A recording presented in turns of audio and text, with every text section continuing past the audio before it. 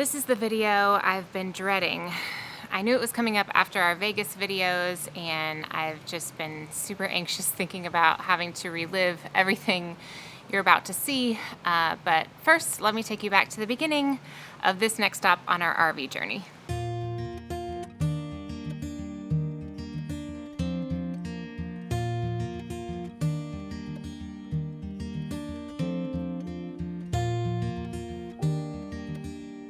One of our bucket list items has always been seeing the Grand Canyon in person, so our next stop was the small town of Williams, Arizona. We stayed at the Grand Canyon Railway RV Park, which is right across the street from the train station that takes visitors right to the Grand Canyon. The park itself was mainly just an asphalt parking lot with a couple of laundry rooms and things like that, but we were able to use the hotel amenities across the street, which included a playground, basketball court, and an indoor pool. We had actually stopped in the town of Williams a few months before on our way from Florida over to my parents' house in California, and our hotel was right across the street from the RV park, so we kept it in our minds for when we traveled back through. Williams is one of the many towns along the famous Route 66. Even though we were staying in one of the closest towns to the Grand Canyon, we still had to drive about 60 miles into the park. You can camp inside the park, but there's no way our 44-foot toy hauler would fit inside any of those campgrounds. Look, Grace.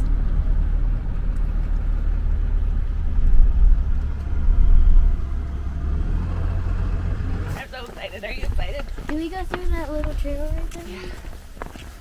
I can see the edge. Oh my gosh. I can almost see it through. Do you want to go through there or do you want to go over here? We can go through there. Oh my goodness, boys. Do you see it? I see it. Oh my goodness. It's so much bigger than like what you see in pictures. Doesn't it seem? There's the overlook down there. Mom, you could go right over there. Oh yeah, let's go down. Oh my word. Hold on. Let's just look right.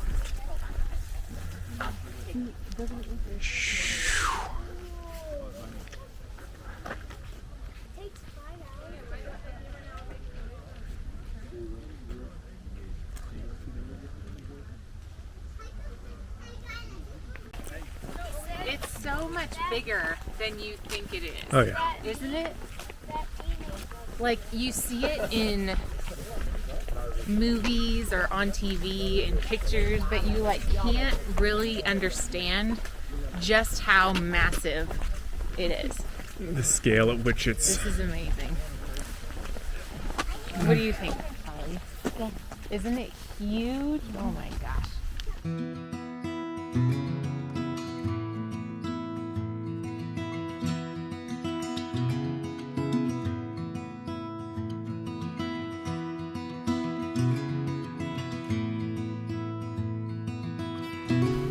Looks fake. It's so amazing. Yeah. This is like a little kid hiking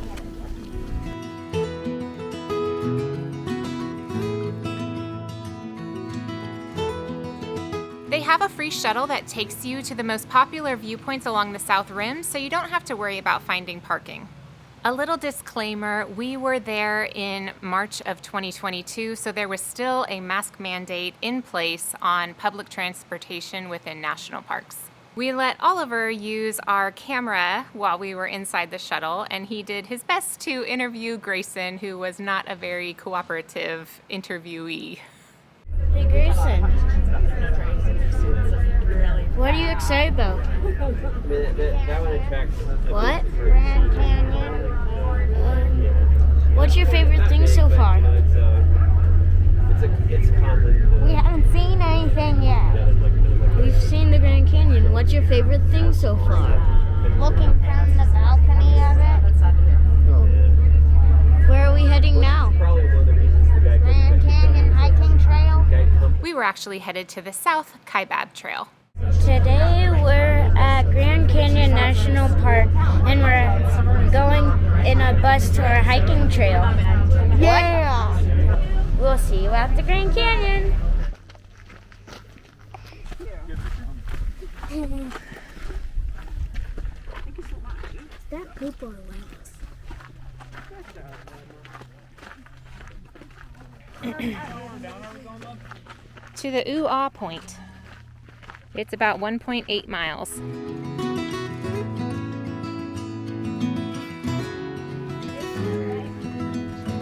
Man, look at it all the way down there.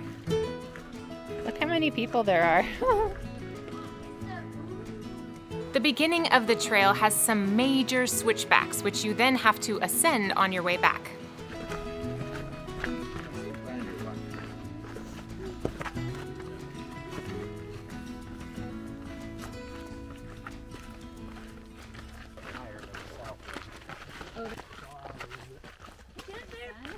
When we finally got to the Ooh-Ah Point, there were crowds of people and we had to wait our turn to get a good photo. It was kind of like an Instagram versus reality moment. We hiked a little bit further and found a spot just off the trail where we could sit and eat lunch.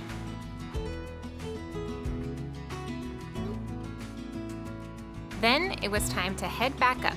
For some reason, the boys weren't quite as cheerful on the way up as they were on the way down.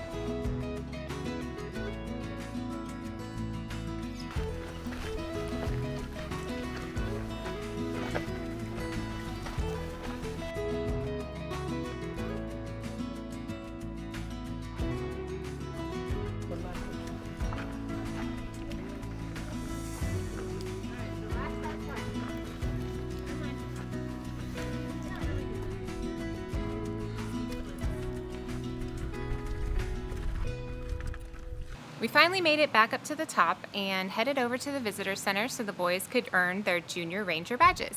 After that, we decided to drive around and use the Gypsy Guide app to learn about the different observation points along the South Rim. We stopped at Grandview Point, and this is the part where my heart rate always starts to pick up when I think about what happened next. While we were walking around the observation point, Steve noticed a rocky outcropping over to the side. Oliver wanted to go check it out, and to my horror, Steve said that he would take him over there. Before I continue any further, I want you to know that this is not something we recommend. You should stay where it is safe and don't put yourself at risk. So they started to climb down, and I couldn't continue videoing because I just didn't want to potentially capture my son or my husband falling to their death. But I did take some photos, and I will share those with you now. The entire time that they were out there, I was just praying that God would keep them safe and that they wouldn't trip and fall over the edge. I don't know what I would have done if one of them hadn't made it. That night, I couldn't sleep. I just kept replaying over in my mind what could have happened. They both made it back safely, thank God, but I just had so much anxiety that it was keeping me up, and I just kept replaying it over and over in my mind, imagining them falling to their death. And I woke Steve up the next morning and I was just like, we can't do this anymore. We can't put ourselves at such risk of sudden death. We can hike and have fun, and we can, maybe there's danger of a broken arm or something like that. Okay, I can deal with that. What I can't deal with is sudden death, that we trip and fall off the side of some cliff. So we've stuck to that promise. Even in Maine, we did the Beehive Trail hike, which it looks super dangerous, but really you could only fall maybe 10 feet maximum. So we did that one and it was fine, but there was another trail, the Precipice Trail, that Steve wanted to do, but we stuck to our guns and we realized, no, that one could result in sudden death, so we decided not to do it. So please, please learn from our mistakes and just stay where it's safe. Don't risk your life just to get a cool picture or to, have an adrenaline rush or something like that. It's not worth it. After that, we made our way over to the Desert View Watchtower, which was designed by Mary Coulter and built in 1932. After what I had just gone through, I was very happy to be observing the canyon through the glass windows of the Watchtower.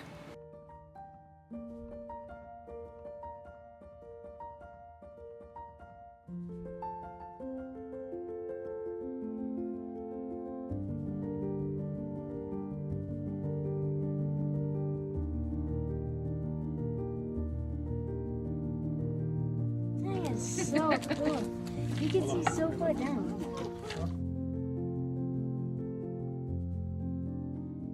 It was a good thing we went to the Grand Canyon when we did, because a couple days later we woke up to a winter wonderland.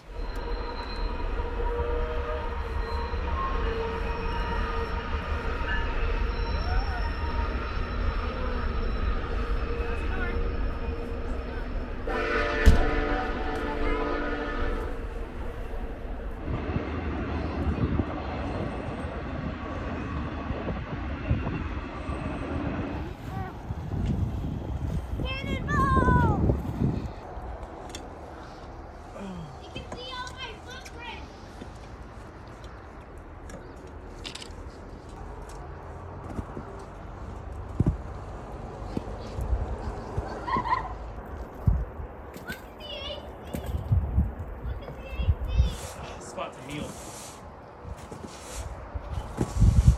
Giving this to my stomach with your body or your chest. I love this day. I can't believe it's snowing. It started coming down super thick, so Steve and I went back inside while the boys continued to have a blast outside building huge snowballs. But then Steve just couldn't help himself.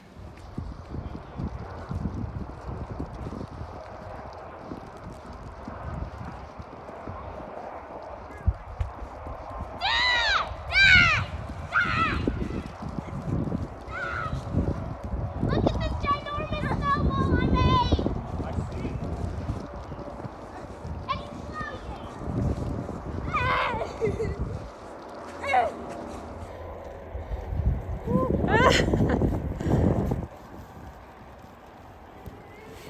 Not to me! Hey, I am the innocent bystander. Not in the face.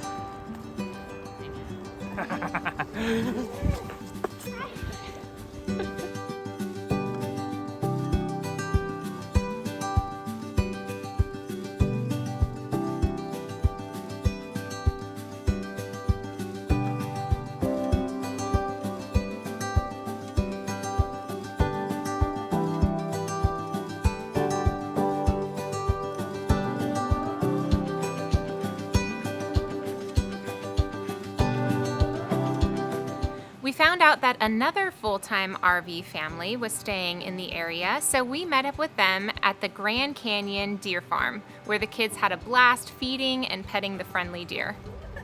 I'm literally trapped. Mom, he's eating my pants. Oh, look. Everyone, all of the deer are just following. Hey, Mom. See? Mom, look, that one's a bad boy. He was following. Oh, hi. Okay, that's my jacket. Thank you. Thank you. Okay.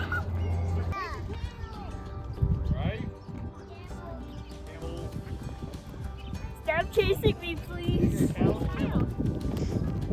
Please stop chasing me. Oh, yeah. Mom, look. It's a boy because they have antlers. Oh, they got little ponies.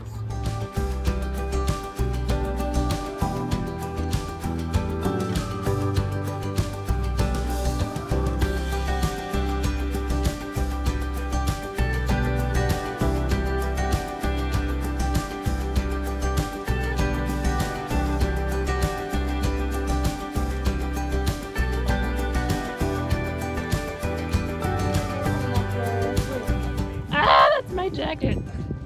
Make sure you follow our friends Menti on the Move over on Instagram. Later that week, we drove about 40 minutes over to Flagstaff to hike Fatman's Loop Trail.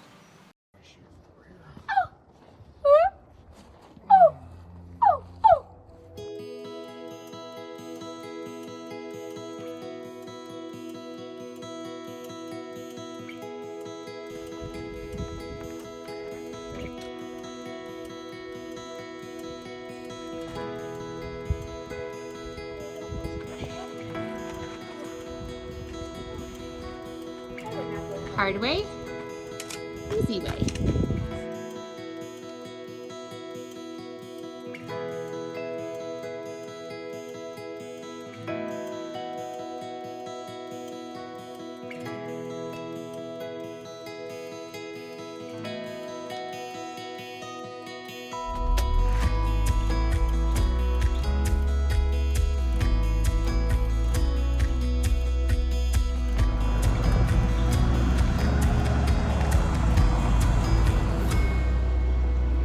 After 2 weeks in Williams, Arizona, it was finally time to head to our next destination, Kaibab, Utah.